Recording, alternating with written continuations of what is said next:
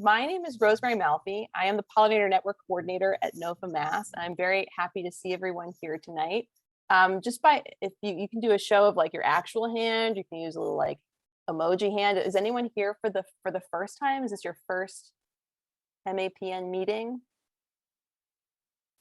Yay, hey Russ. Hey Chelsea, all right. Okay, we have a few. Hey Nora and John, all right, awesome. That's great.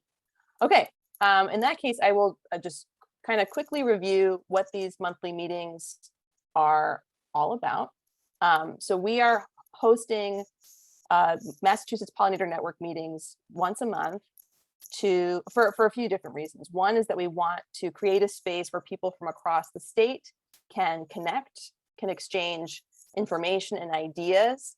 And at times we sort of dive into a particular policy, or we'll dive into a particular topic and have some guest speakers sort of share their experience. For example, in the last few months, we had Green and Open Somerville here talking about the native plant ordinance that they worked on. We had Owen Wormser and Peggy McLeod, who are folks who've been working on pollinator habitat out in Western Mass, the Northampton area, sort of speak about public-private partnerships. So those are some of the kinds of things that we've been talking about over the last few months. We also want to create, a space where people can collaborate and kind of generate ideas for what the network should be working on, or things that we should be focused on. I think in the coming year, it would be great to, if we have folks kind of routinely showing up at every meeting, it would be great to develop sort of a collective understanding of some of the challenges that we face in helping pollinators in our state and more broadly, and the ways that we can best tackle those issues. So that's just kind of a brief overview for why we have these meetings and what they're all about. But yeah, mostly it's a way for people to get to know each other and connect on pollinator protection, which is something that we all care about. So I'm going to kick off the meeting just by doing a little bit of a review of some of the things that we did over this past year and some of the things that we hope to do. And then after that, we're going to break into breakout rooms for folks to kind of get to know each other in smaller groups. And then we have a few specific agenda items that we're going to get to today. Okay, I want to share my screen.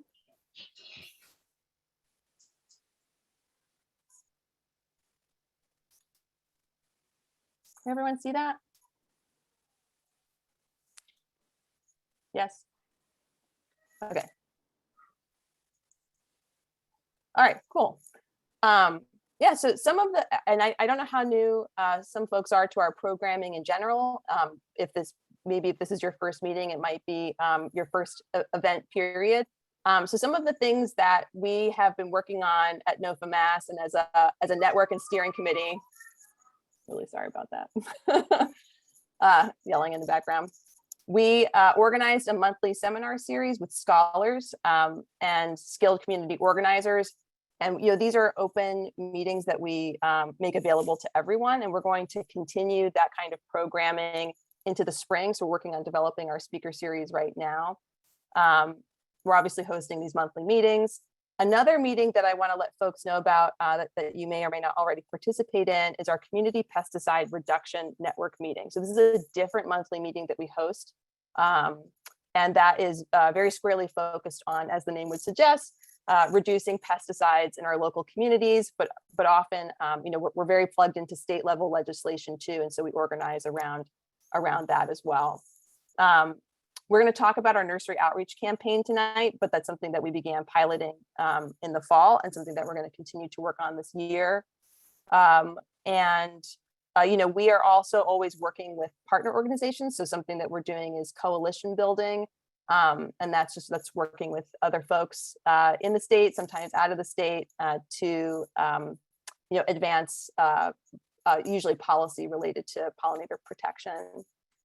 And some of the things that we worked on specifically this year were the Saving America's Pollinators Act. So that's at the federal level, that would basically ban the use of neonicotinoids, which is the class of pesticides that are implicated in pollinator declines. And at the local level, we've been working on the school children's bill, which you may have read about in the newsletter. And we're also, mostly through the CPR network, working on local campaigns to promote organic lawn care. So that's just a little bit of a review of what we've done. And then in the coming year, just looking ahead, we are going to continue our monthly series with subject matter experts. We are going to launch a new website really soon. So when you go to masspollinaternetwork.org, right now you go to sort of a holding page, a home page on the NOFA Mass site. And pretty soon when you go there, it's going to be actually an entirely new website with lots of resources for folks. So we're excited to be launching that. And we'll obviously keep everyone posted and let you know when we do. We're going to continue our nursery outreach campaign, which again, we're going to talk about tonight. And then we have some other ideas about things that we want to work on, including things like collating K through 12 resources. We want to kind of take our mission on the road. So, speak at gardening groups or really any venue that is relevant and will have us. And we want to host some working groups with folks who kind of share occupations or who share positions on like different kinds of commissions to get together and talk about kind of the best practices and best ways to advance pollinator protection in the state. So those are just some of the ideas. And at the end of the meeting, I hope we can get some more feedback from you all about the things that you think that we should be prioritizing and working on. Okay, so with that, I'm gonna stop sharing my screen. Oh, there was something in the chat. Oh, someone suggested Chip Osborne. Yeah, yes, he is definitely on our list of folks to reach out to. Okay, so we have about 28 people. So I'm going to break us into breakout rooms right now, just so we can all get to know each other on a more individual basis. So just hang tight while I do that.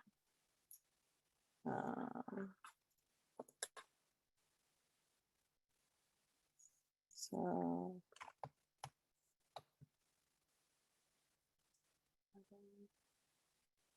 okay.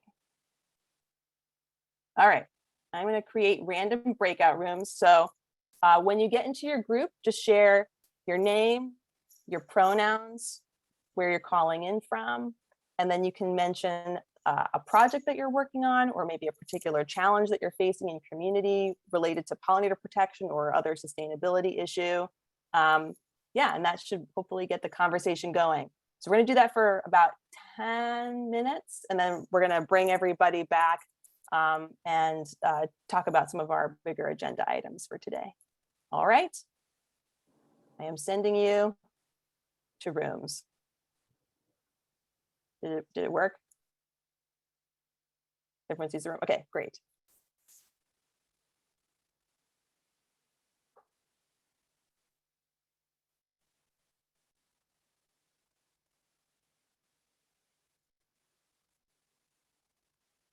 Heidi, are you there?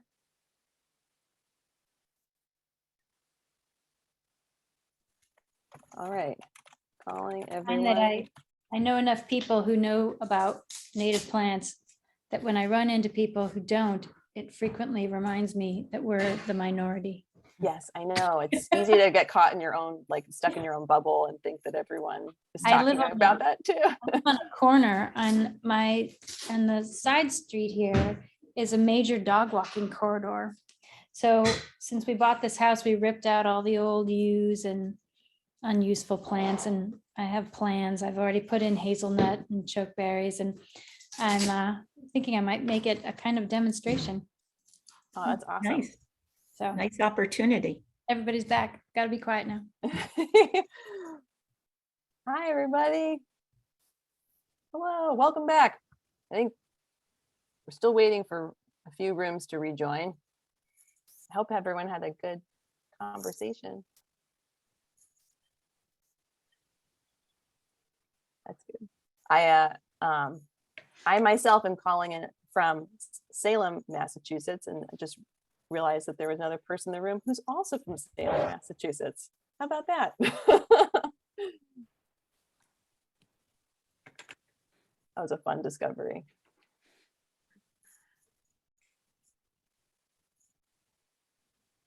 All right.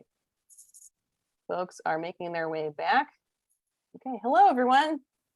Hopefully no one got stuck in internet space and everyone made it back safely. I hope everyone had a chance to make a connection and have a nice conversation.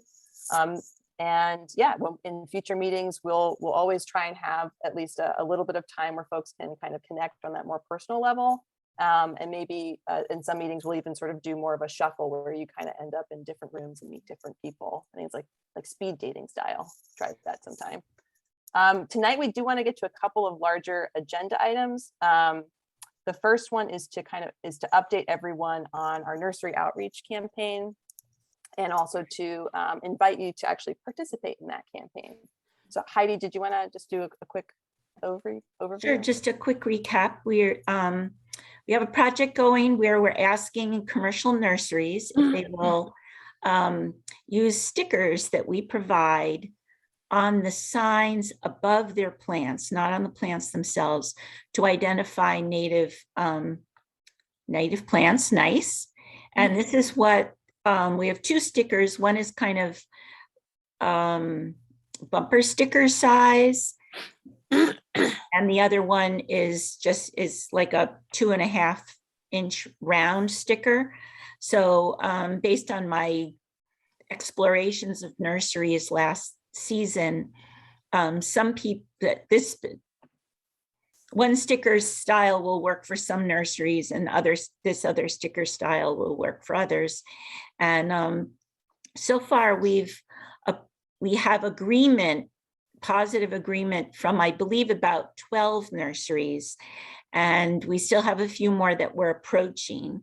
So this is kind of the pilot year, but anybody who would like to go speak to their local nurseries, that would be great. And I have kind of an introductory little training thing that I do so that everybody can be on the same page and use the same script.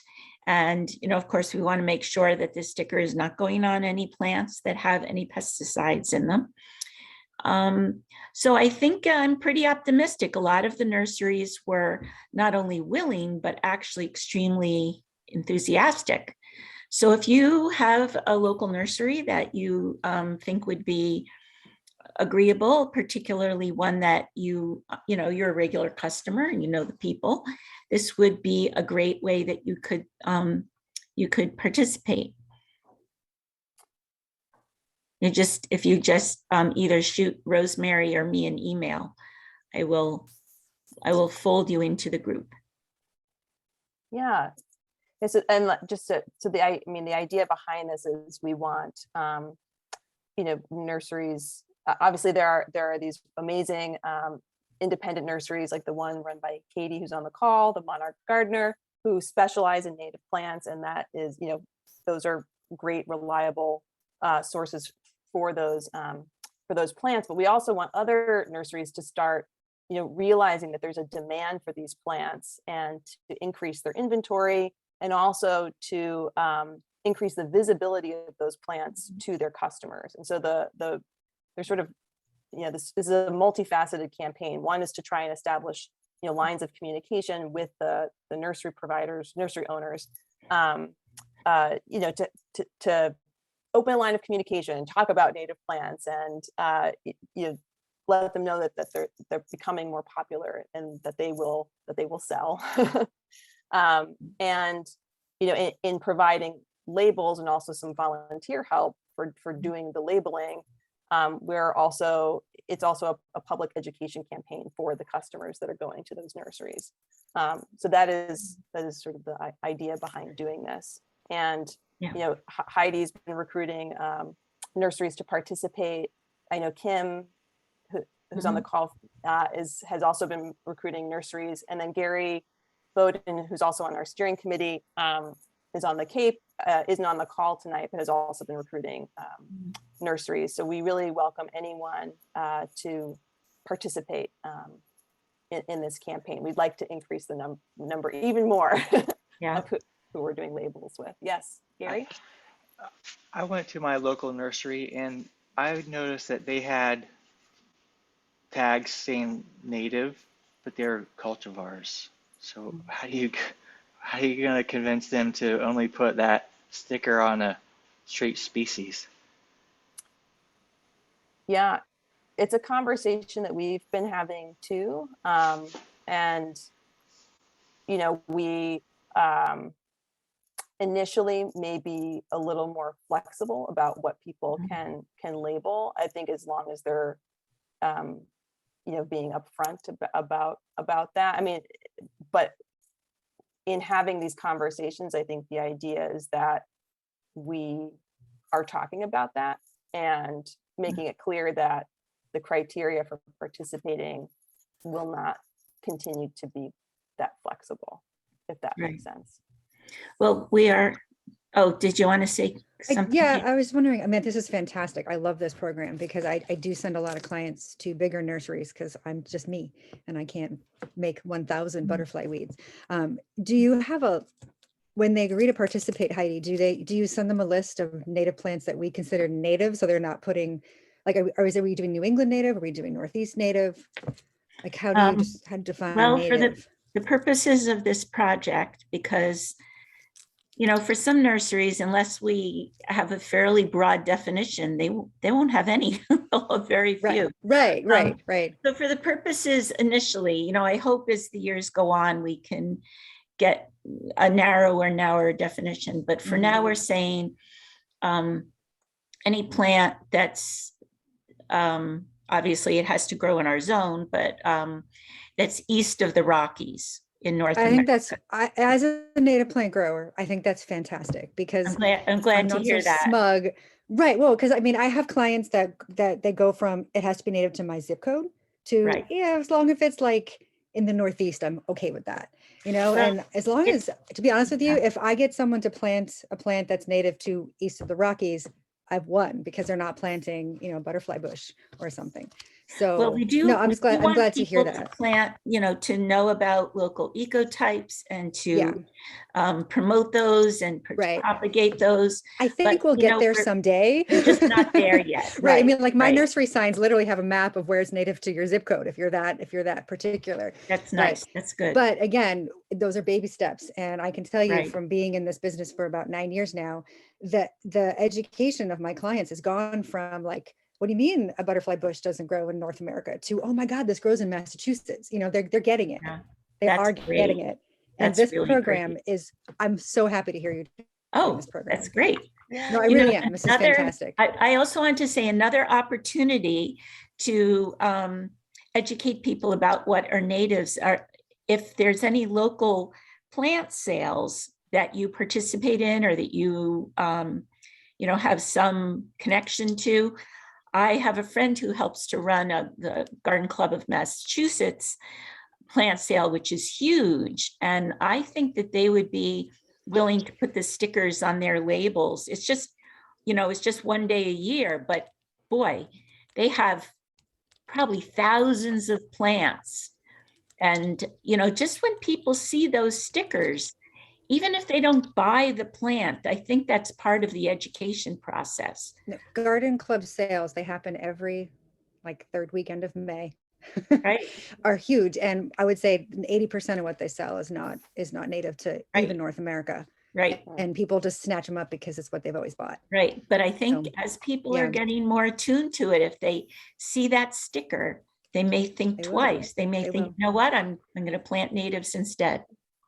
No, I think, if once you're done with the nursery outreach, move on to the Garden Club sales, because I think that's a big. I'm gonna try some inroads into the Garden Club sales. I'll let you know how it goes.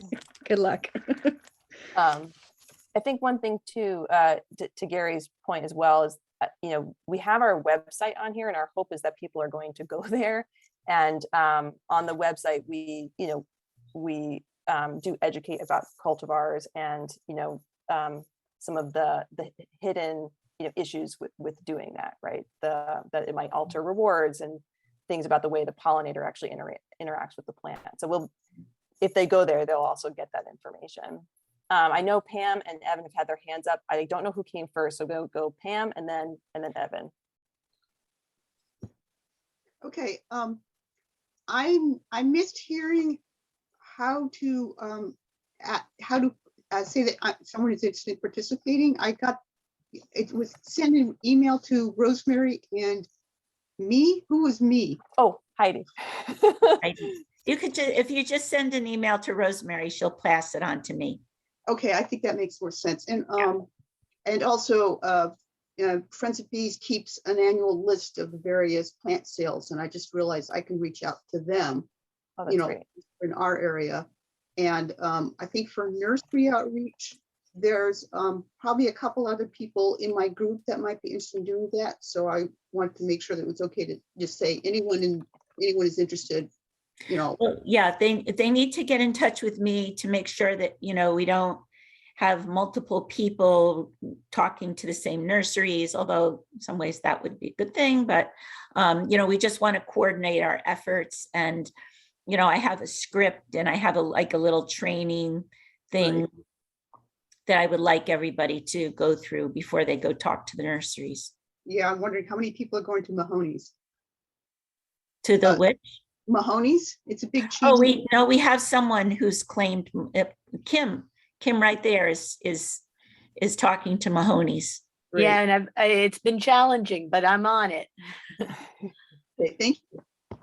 Great. Thank you, Pam. Evan, you had your hand up. Oh, you're muted. I think that, if anything, this is an education opportunity. First and foremost for the nursery owners and managers themselves. People are going to buy plants most likely based on prior knowledge, not like going to the nursery and all of a sudden changing their perspective. So I would strongly urge and encourage you guys to put very clear language in your emails to the nursery stating that they are only allowed to put this sticker above plants that are native, not cultivars, and not cultivars of native species. There's enough information out there showing that people recognize the difference, and the scientific research has shown that as Rosemary mentioned, the nativars or cultivars of natives support the pollen and nectar preferences of common species, most likely whose populations are abundant, and of honeybees. And we really, as an organization with so much expertise in the state, I think we are really underselling ourselves in this time and age if we're allowing people to put the MAPN logo on something that's not even native. And I think it should be native to Massachusetts, not east of the Rockies, primarily because if they put it on something like, let's just give the example of echinacea. I mean, that's just going to make MAPN look bad. That MAPN is labeling echinacea as native. I mean, people know it's not native to the Northeast. And that sort of education needs to occur when people go to the store. We're not telling people not to buy things. We're just simply not putting the sticker on a plant that's not native. And that would be more closely aligned with the work of, Native Plant Trust and these other organizations who used to call things native, 20 years ago, that was native to the continental lower 48. And now they've really backtracked on that and they don't do that anymore because they recognize that it's not the case. So that's my input on that issue. Thanks, Evan. Now I have to figure out how to take my hand off. Thank you. Yeah, I want to move on to our other big agenda item, which is talking about, actually with Evan talking about a potential risk of the pollinator friendly certification for solar fields being taken away. But before I do that, I just want to make sure that everyone feels like they've had a chance to speak on the nursery outreach campaign. Carol. I think I agree with Evan. I mean, I understand the urge to just have plant nurseries move in a better direction, but I think that we can have some control over that. You know, who gets to use it. It's almost like a certification. And I found it at Gardener's Supply in Hadley, the former Hadley Garden Center. You know, I went there a bunch of times last summer, and I would see cultivars on the native plants table, and I'd speak to someone there and say, I really don't think that you should have cultivars on the native plants table because people don't understand the difference, and they think they're buying native plants and they think they're doing a good thing. And they were very open to that. I mean, I'd go back and it would be better, and then I'd go again like a month later and it would be kind of mixed again. But I think with some persistence and some education and just being nice about it, just doing, I mean, some of the people in the garden centers know a lot more than I know, and then others don't really know that much, but I think they want to please the public, and there is such a demand now for native plants that it's in our favor. Well, part of the problem is that, the pipeline for native plants is just not there yet. That's another thing that we want to work on. But, it's hard for some of these nurseries to get plants in the quantities that they need and that people want. Well, every nursery that I source from, our biggest issue is getting the plants because they run out. Right. That's my point. The native plants run out. They're so Right. high in demand that Right. you can't even get things. I mean, we tried to get things, as for the Northampton project, Mhm. and it was quite difficult. So, Mhm. you have to think about, this is just my way of thinking about it. I'm not saying you have to agree, but, so what's the objective?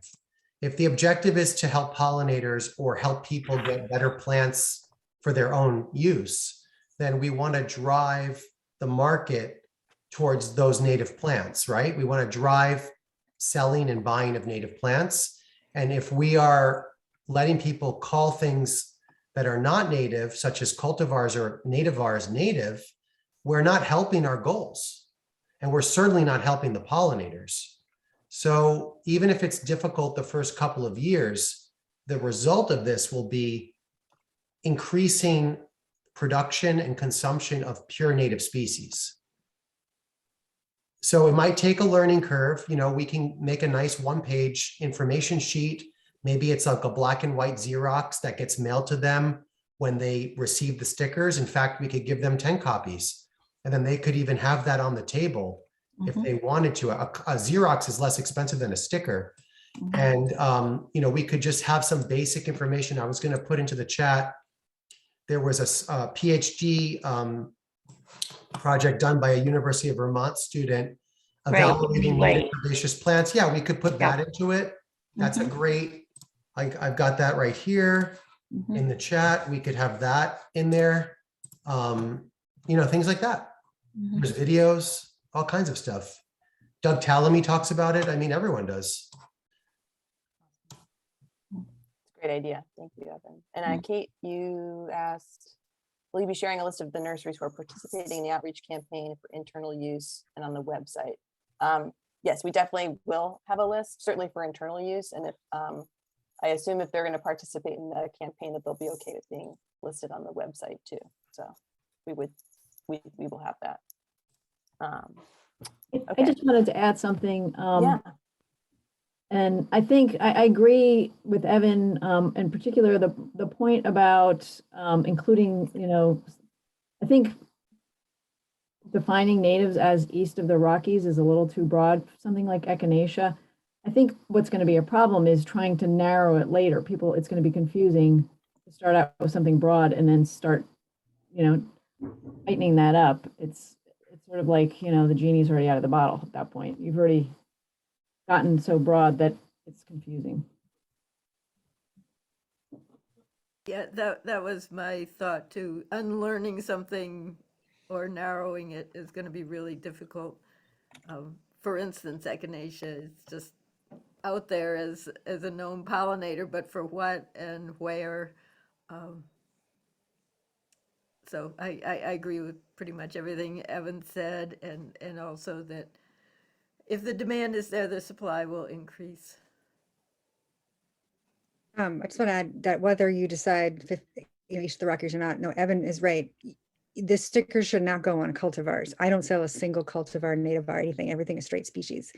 And I think that is super important.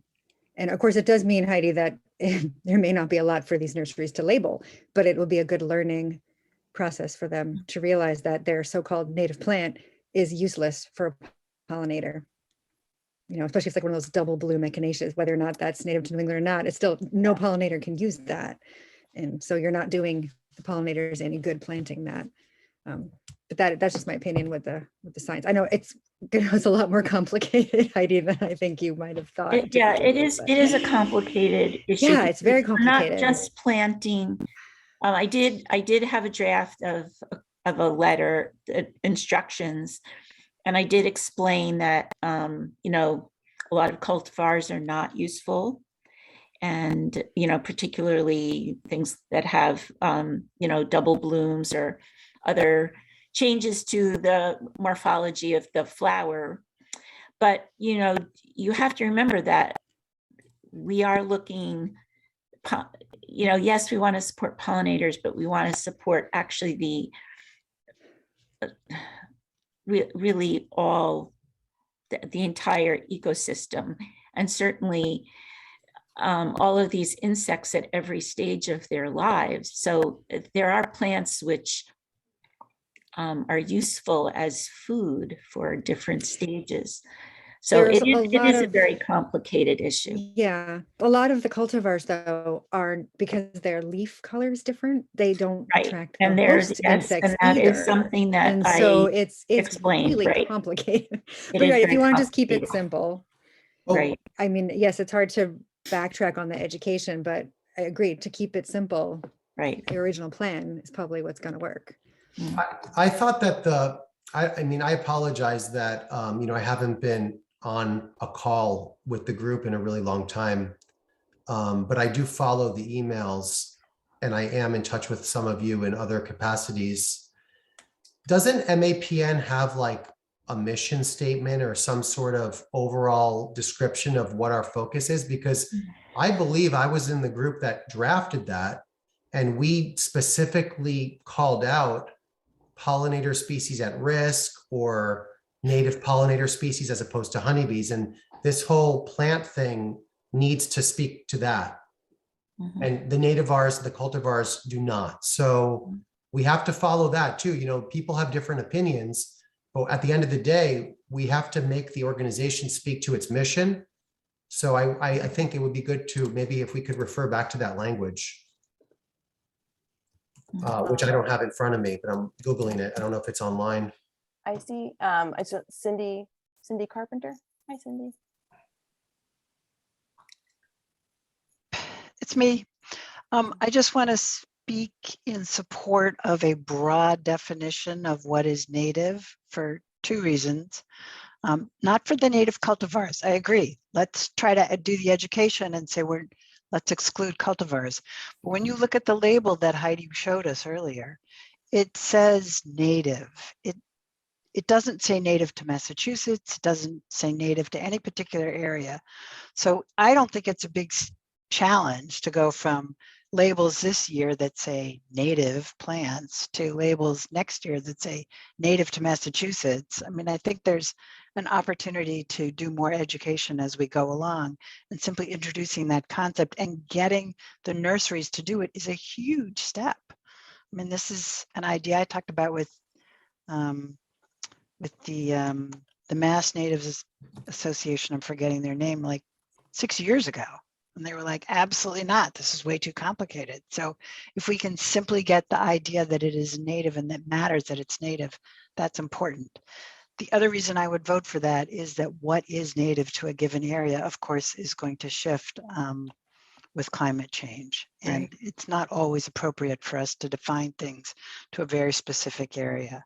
So if we can get people thinking about natives and recognizing that some of that's actually going to shift over time, at least we're not putting in Asian, you know, Right.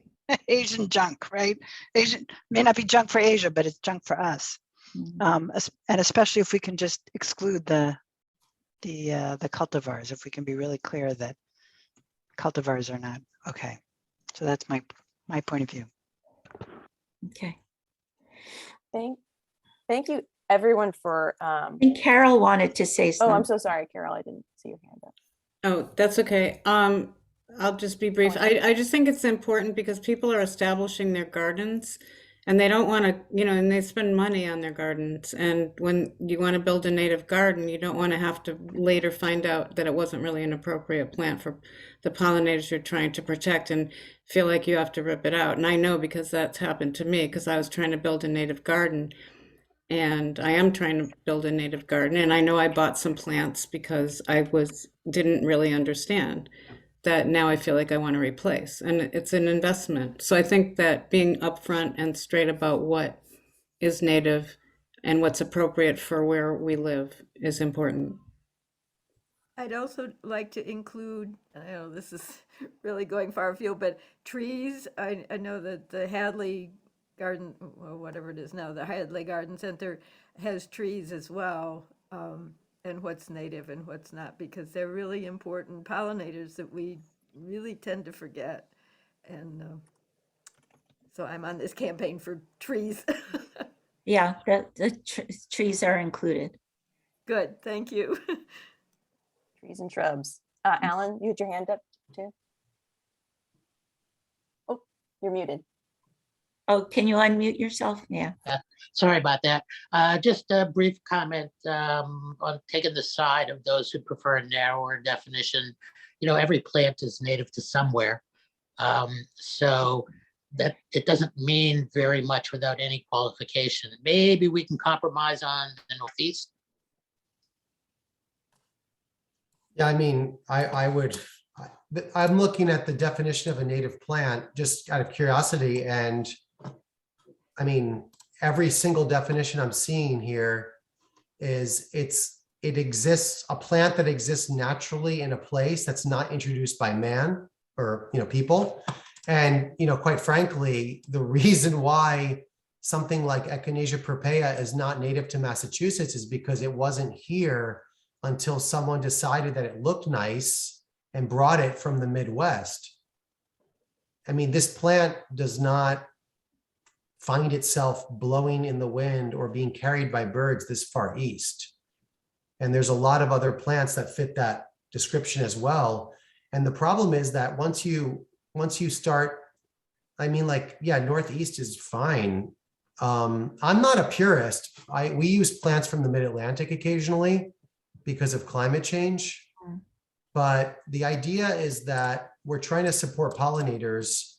It's on the MAPN website, promote native plants, especially those needed by at-risk native pollinators. And I cannot emphasize that bringing in plants from other parts of the continental US does not do that. So I think, you have groups in Connecticut right now, like the Ecotype Project. They're trying to get people to only buy plants that are from seeds collected in their part of the state. I mean, I'm not saying we should go to that extreme because that will really limit the availability of plants. I'm just saying we can get nurseries to do better. I don't think we should be so, we shouldn't assume that they can't get these plants. They are available to buy. I mean, they could be selling them. Yeah, thank you everyone for voicing your thoughts about this. It's very valuable to hear, what a range of people think. I'm glad we had this conversation. I mean, we're getting close to 8 o'clock, and I do want to get to this other agenda item. So I think we're gonna probably end the conversation there. However, if you feel like you didn't get a chance to say what you wanted to say or something else occurs to you, please email me. And then we obviously take your feedback into consideration before moving ahead. I'm just gonna drop you probably all already have it, but just in case. I'm just gonna drop my email in the chat again, which is rosemary@openmass.org. So thank you. Yeah, and last thing I wanted to say too was, even if you don't participate in this particular nursery outreach campaign, you can also just do casual nursery outreach. It's really important to talk to nurseries not only about, native plants and expressing your enthusiasm for them, but also about pesticides. Pesticides continue to be an issue in, the nursery industry and ornamental plant trade. So we encourage you also to be asking for pesticide-free plants. And I did drop a link in the chat, and I'll send it in the follow-up email. There are resources from the Xerces Society for communicating with your nurseries about that too. Both of those things are really important. And just to be very clear, our label is not going to go on any plant that has pesticides. We are checking that. That's a criterion that has to be met. Maybe we could continue this conversation on that Google chat, which I don't know how to use. Yes, let's do it. Might get us all in there to figure out how to use that thing. Yes, so it's a Google group. If you are not a part of our Google group and you would like to be, I'm going to put that form in the chat. I'll also send it in my follow-up email. So you basically fill out that form and I'll add you to our Google group. And then the way that you communicate with the group is just by emailing, masspollinatornetwork@googlegroups.com. And then your email will go to everyone who is part of that group. So if you're not in the group, I encourage you to be in the group. Okay, I know we're running out of time, but this is really important. So I don't know who wants to kick it off. Alan, Evan? Evan, go for it. All right. So some of you may be aware that Massachusetts has a program called the Pollinator Friendly Solar Program. And it requires that solar projects be certified as pollinator friendly by UMass Clean Energy Extension in order to receive a credit on the part of the Department of Energy and Environmental Resources. What's good about this program is that it has very strict requirements for what the definition of pollinator friendly is. All the seeds, all the plants on the site have to not only be native to the state, but they have to also support either pollen specialist bees or Lepidoptera of conservation concern, a minimum of 1/3 of the plants. So essentially, I can tell you from direct experience that the Massachusetts pollinator program for solar is so much better than any other state in the country. In other states, if they just have flowers under the array, they get to call themselves pollinator friendly. Now, the reason why I'm talking to you about this is not to just promote this program and feel good about it. It's actually because the state wants to remove the incentive. The incentive is a credit in the form of $3,500 per megawatt per year for maintaining the site as pollinator friendly. Now, that may sound like a lot of money, but these are sites that are requiring tens, if not hundreds of thousands of dollars of seeds and professional, contractors to get the sites to be certified as pollinator friendly. They have to remove non-native species, either grubbing, sometimes they use herbicides during the initial period. They have to have ecological inventories conducted multiple times a year. They have to use seed drills, all these different things. The seed mixes alone are about $1,500 an acre. And so the program has certified 34 projects in the state in the past 2 years, which is 600 acres of habitat. There are 600 acres of pollinator habitat in Massachusetts right now because of the pollinator credit, the adder. If that only represents 7% of the total megawattage under the SMART program. So it's a very small amount of solar projects that are actually certified. What we want is for more projects to become pollinator friendly, because otherwise they'll just be mowed grass, gravel. In some cases, they don't even do anything. So the DOER decided without really giving any public notice that they were going to remove the credit last December. And every single company and organization that I've worked with over the past 2 years to certify these programs is saying to me, what's going on? If they remove this credit, we're not going to be able to maintain this site as pollinator friendly because they're not going to have the, the money to put into the maintenance and the seed mixes. Some of them haven't been seeded yet. And so I wrote an email earlier today. Some of you in this group were copied on it. Those of you whose emails I have, and including Rosemary and Alan. And we are suggesting strongly that MAPN facilitate a web link where there can be like a form letter, and you simply go to the website, you sign your name, it automatically sends it to like the governor and all these other agency officials, secretaries that need to receive this, because the public comment period, there is no formal public comment period. They did not hold a public hearing. Alan will speak to this better, but basically they didn't really go through the traditional steps of hearing public comment.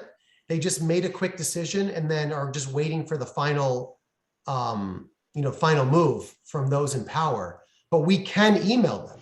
We have the power to email them. And so we literally have a week, guys. And I just want to emphasize, this may seem a little bit abstract or theoretical, but none of us in this room would ever be able to put in 600 acres of pollinator habitat in 2 years. I mean, these are people, these are international companies that are doing this. They are hiring companies with the right equipment. They're hiring people like me to make custom seed mixes based on the soil, the location. I mean, it's all done because that's what you have to do to get certified. It's highly detailed. And if we don't support this, if we don't get a couple hundred emails in, I fear that not only will this credit program no longer exist, but other states who were considering adopting similar language will fail to do so, because I know that New York State is in the process of determining how they're going to structure their pollinator solar program. Other states like Maryland and Vermont, they don't have strict criteria. They were viewing Massachusetts as sort of like a beacon. And, a lot of people had input into this. People from the state, NHESP, Mass Wildlife, Dr. Jagir, myself, we were all part of drafting the criteria 2 years ago. So it's a good program and I would like to see it continue. It requires no taxpayer, support. Could you just, I was just rereading your very lengthy email. It's not clear who we need to email to express our support. So Alan will tell you about that. Okay. Yeah, well, we're drafting a form letter that hopefully everybody can personalize. The primary targets are the 3 commissioners of the Department of Public Utilities. They made the decision. There is a motion by the Solar Energy Industries Association to reconsider that decision. And comments by the formal parties to this proceeding are doing this by Wednesday. So this is a real fire drill that we need to generate as many emails as possible before next Wednesday, in the hope that we can at the very least open up the process and get public and evidentiary hearings on this point. There was a public notice and hearing about the overall solar incentive program. It's called the SMART program. It was like a year ago, but there was no mention in that notice there was anything about the pollinator incentive that was being discussed. Not a single party to the proceeding objected to the pollinator incentive. There was no evidence presented. There was no argument. And then the Department of Public Utilities, out of the blue on December 30th, published this decision in which basically they would not allow the cost to be recovered from ratepayers anymore. There's no taxpayer cost. There's very small cost on ratepayers to recover the cost of these programs to utilities. So I think, if we can get all of our groups, when Rosemary hopefully will have drafted either this letter or in petition form, can notify everybody when it's up. And if you can get the word out to each of our own organizations as well as the network to encourage as many people as possible, that could make the difference, because the process It was really so unusual that there was absolutely nothing mentioned about this before. So I'm also working, I used to work clean energy and solar issues. I've worked with the Mass Department of Public Utilities 12 years or so ago.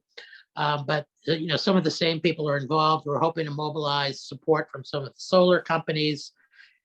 If we can get support from our pollinator group members, from elected officials that we know that already support this agenda, those would be hugely influential. Your city councilors, your mayors, state representatives or senators. As Evan said, I can't imagine how many years it will, as important as all of our individual projects are, how many years it would take us to even collectively get up to 600 acres. So this is really a huge opportunity if we can take advantage of it. Thank you for explaining that, Alan and Evan. It is 8:04. I do want to respect everyone's time. So if folks would need to leave, you absolutely can. Thank you so much for coming. And I hope that we see you next month. I am going to allow the call to go past 8 o'clock, maybe to like 8:15, just so we can, if folks want to continue this conversation, we can do that. But if you do need to leave, obviously you should feel free to do so. So thank you to anyone who needs to head out now. It was so good to see you, and we'll see you next month. Bye.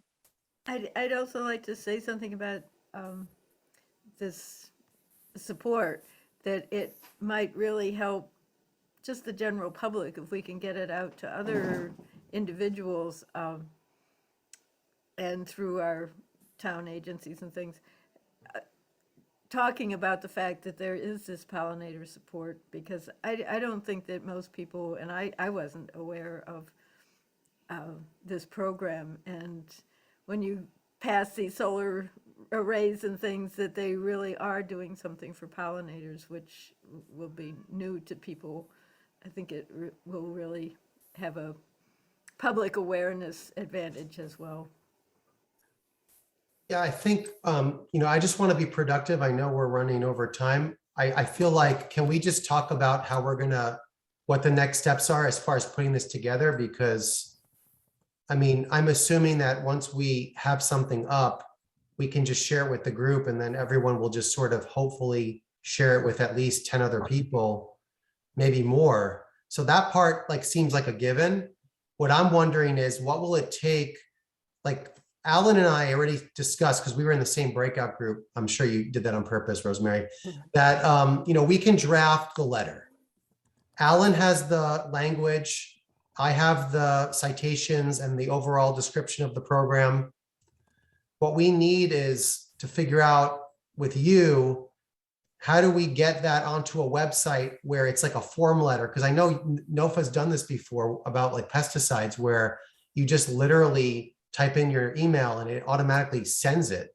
Yeah. I've never done that before. So can we talk about what are the steps needed to do that? Who do we have to talk to? And how can I be helpful? Because I'd like to draft this by tomorrow. Yeah. So sending those letters is not super hard. There's a platform called Action Network that I've used a couple times, and that Marty is deeply familiar with, that basically automates that process for you. As far as I was able to tell, it's mostly structured for sending things to your, representatives, federal representatives. But when I messaged Marty earlier, that's our policy director for anyone who's not familiar at NOFA Mass, he indicated that it is possible to send it to other folks. So I do believe we can use that platform for that purpose. I just want to extra double check though, who we are sending the letter to. Is it to the governor? Is it to the head of this public utility department? Who is the best person who are the people we really need to be sending the letter to? Yeah, well, I did check in with one of my old utility, a lawyer contacts who is involved in this case. And he thought sending it to the 3 utility commissioners, but with copies to all of the people up the chain that they report to, including the governor, and to the attorney general, who is also an active party to this case and has some You're muted, Alan. Oh, Alan, target Alan. audience. we lost the And then, last you know, little bit that you said. Sorry, so the commissioners and then everybody up the political food chain from there. So that's the Attorney General's office, the Division of Energy Resources, the Executive Office of Energy and Environmental Affairs, and then the governor. And I've dug out the emails for all those people so that it can be sent automatically to them, except for the governor, where you'd have to do it yourself.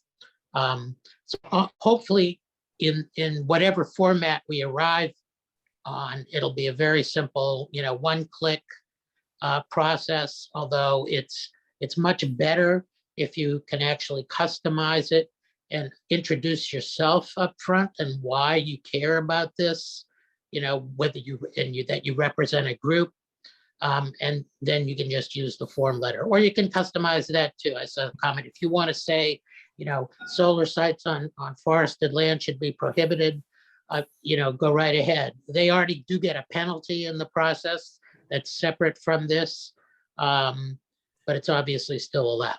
The issue right now is that the choices right now are no pollinator adder, and they will continue to do the clear cutting and putting in solar, as well as putting solar on farm fields and abandoned fields.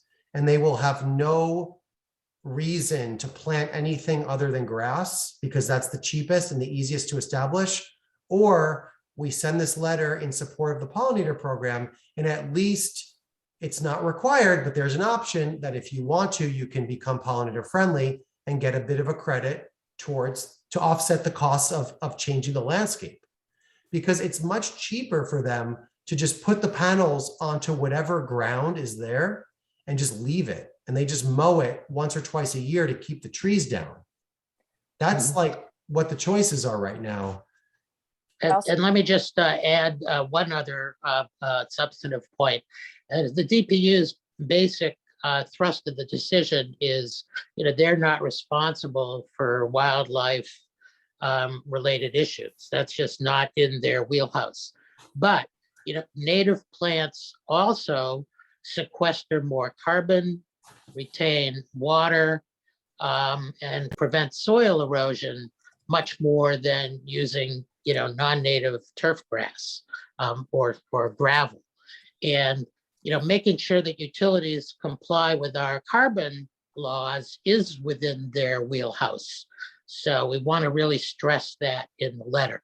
That is amazing. You should definitely write that down, because I love that connection. And we have the great research showing the carbon sequestration potential of, native grasslands compared to, cropland as one thing. So I guess the thing is that, honestly, if Alan wasn't on this right now, we would be lost. I would have never gotten all these emails.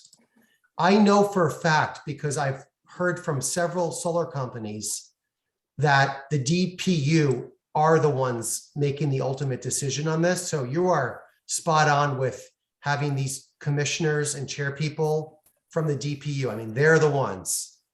No one really knows how this even came about. It was a big surprise. I heard about it like a week or two ago, and I had sort of given up on it until you emailed earlier this week, and I felt like, let's just give this a chance. Let's try to I bet if we just got like a couple hundred people to send this off, that would probably be enough. I think there's a really good chance of that. And I wouldn't have heard of it if it weren't for you, Evan. So thanks. Yeah, it's a big deal, guys. Massachusetts is literally the only state in the nation that has strict pollinator species level criteria for solar. Other states, like, you can put clover down and it's fine. It's considered pollinator friendly. I just wanted to quickly sort of distinguish. I know that there are folks who are very concerned about clear cutting for solar, and that's a really valid concern. I don't think, I don't actually know this, so it's a question. Our solar companies aren't deciding to clear cut, like the pollinator incentive is pretty decoupled from the decision to actually just put in the solar to begin with, correct? Is that a fair Yeah, assessment? they're doing solar because of the SMART program. The reason why they're in Massachusetts is because they get other incentives that make constructing and maintaining solar here more profitable than, let's say, desert China. I mean, I was told this by several different people. Even though you get more hours of light per day, if you were to put your solar panels in a different part of the world, such as a place that has no trees and is very hot, they come here and they do these projects and spend months getting permitting approval from different towns because of the overall SMART program in Massachusetts, which incentivizes renewable energy. Right. So and we're a renewable energy leader in the world as far as state incentives. That has nothing to do with the Pollinator program. The Pollinator program was an add-on to the second version of the SMART program because people were witnessing that all these solar projects were going in and they were doing nothing with the land. So they wanted to offer them an opportunity. And this was a program that was developed as a collaboration between UMass Clean Energy Extension, the Natural Heritage and Endangered Species Program, Mass Wildlife. At the time, I was a regional planner. I participated. We had Dr. Jagir. We had other bee people from UMass. We had all kinds of people, experts weighing in, and we developed a comprehensive, sort of criteria. And that's what's good about the program. That's what we would like to maintain, because they're going to still do these projects in these clear cuts, regardless of the pollinator. The pollinator adder simply offsets the cost of buying these expensive native seeds and paying these expensive native seed installers to do the projects. I think that's the heart of my question, is that people are not necessarily they're not getting a financial benefit beyond, right, what it costs to actually just install that habitat. So I guess what I'm trying to get at is for folks who have reservations about, agri-solar, trying to, assuage some of those fears, right, that by sending a letter in support of the pollinator certification, that they would also be endorsing something like the clear cutting of forests or agri-solar, right? What you're doing is, you're endorsing. Okay, we live in an imperfect world. These projects are occurring. They're clear cutting and putting solar on farmland, regardless of what happens with this pollinator credit. The pollinator credit is our way of saying, let's do something with the land, other than letting the clear cut simply revert to weeds and whatever happens to grow there randomly. I want to say something. Go ahead, Heidi. Yes, please. Well, I hate to say this. I support this program and I will write a letter, but I was very, very involved with fighting some solar installations that were proposed for Belchertown. And I can tell you that there's a ton of greenwashing with those solar companies. And they are, I went to endless public meetings, and they're frankly evil. I mean, they just cooked the numbers. It was just,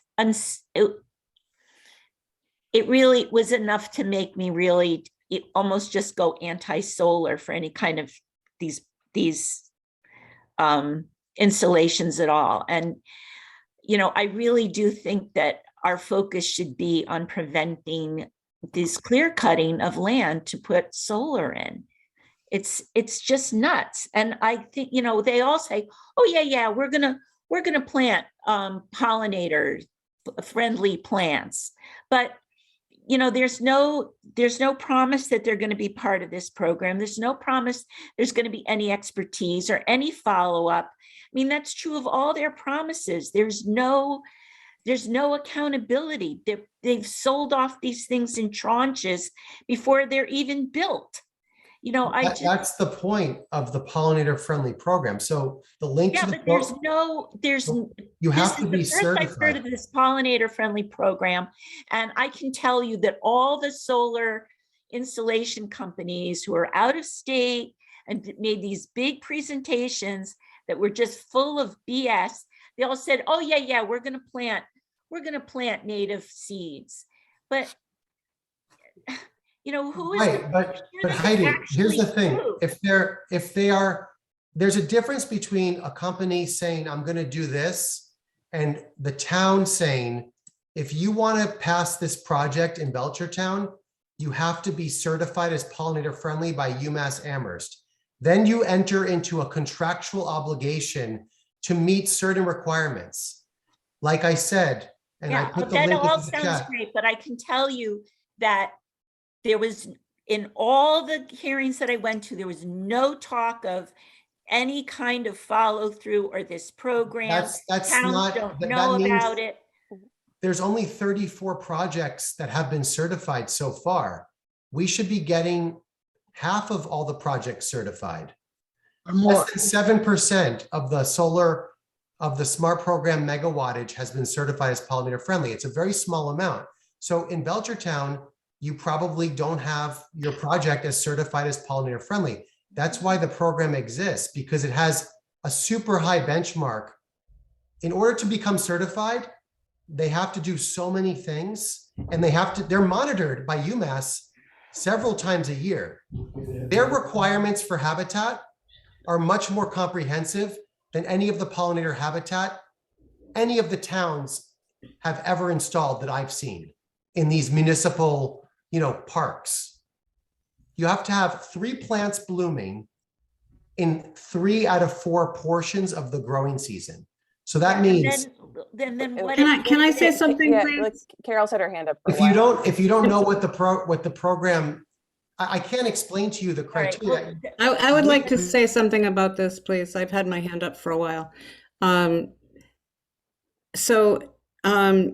First of all, solar companies are now suing towns who are trying to assert their right to have zoning to stop these large solar arrays. So I'm not sure if you're aware that's going on. Senator Comerford has filed a bill. I know, I'm sure you are, Heidi, but I'm just saying that, so right now Waltham's being sued because this big solar company, they're coming in from, they're multinational companies, and they're coming in and they're cutting our forests, and they're building arrays on farmland because farmers, in a lot of cases, can't make a living out of farming, and that something's wrong at the root there. Not, so yes, I think it's wonderful that once land is destroyed, that it's being used, and I completely understand your passion for pollinators, but it seems to me that I guess it's a question, is this program enabling developers to make promises that they're going to get, because they're going to get some money to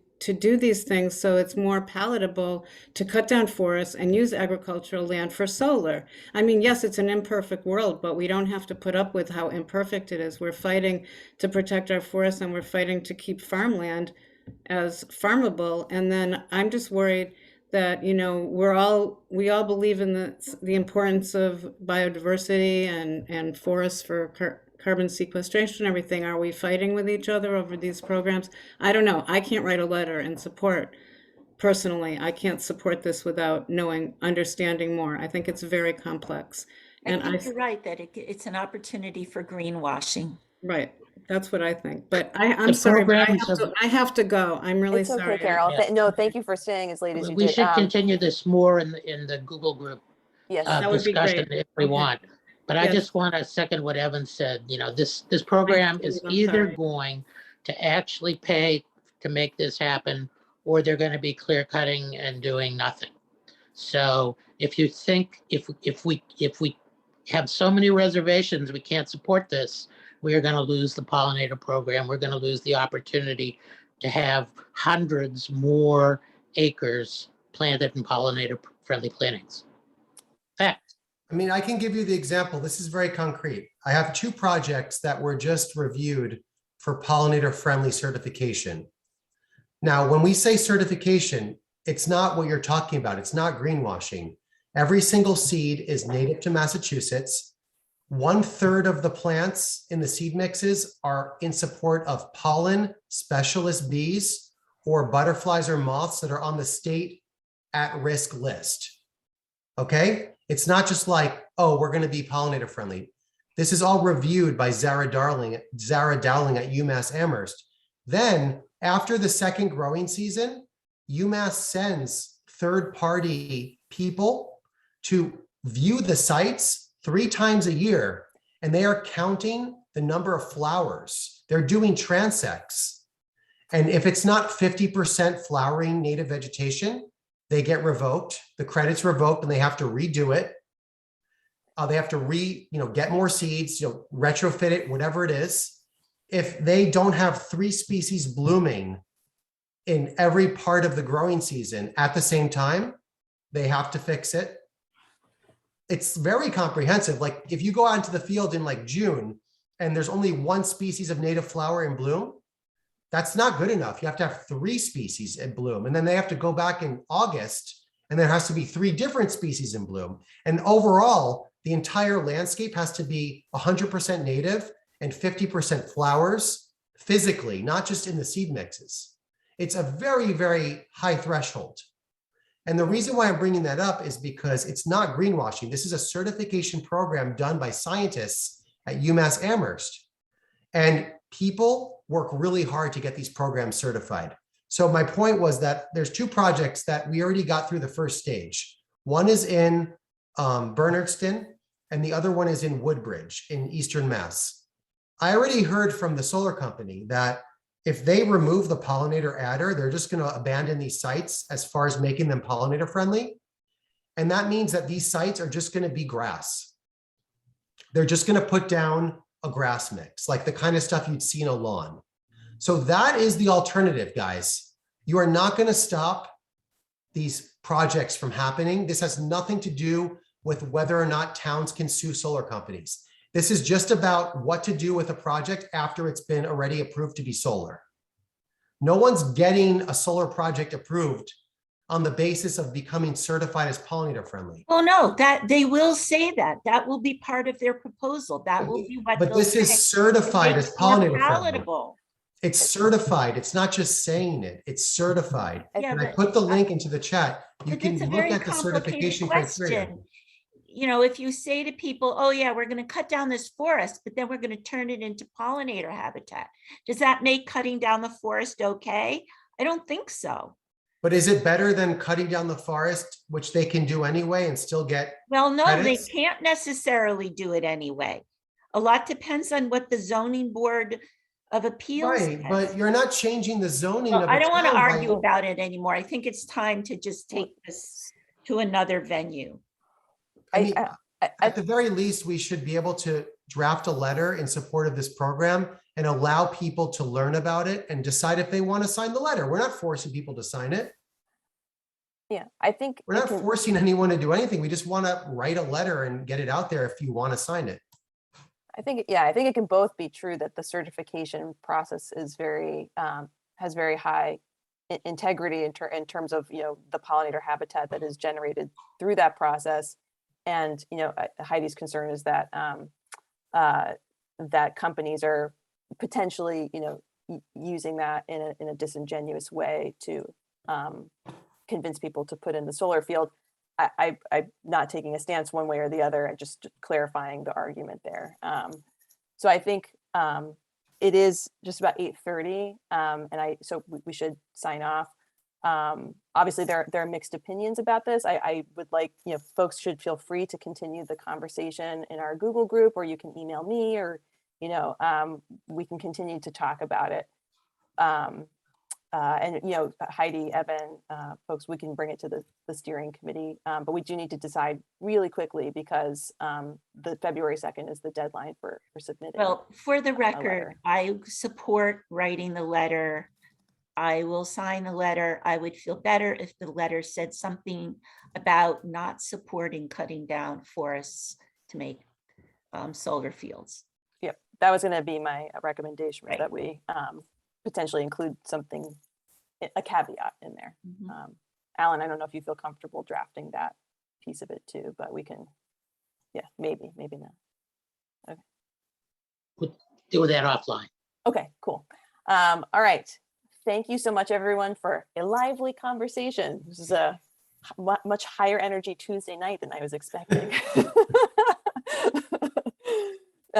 So thank you, everyone, to staying to 8:30. I appreciate all of your thoughts and opinions, and I hope to see all of you next month or sooner. All right. Thanks, everybody. Bye.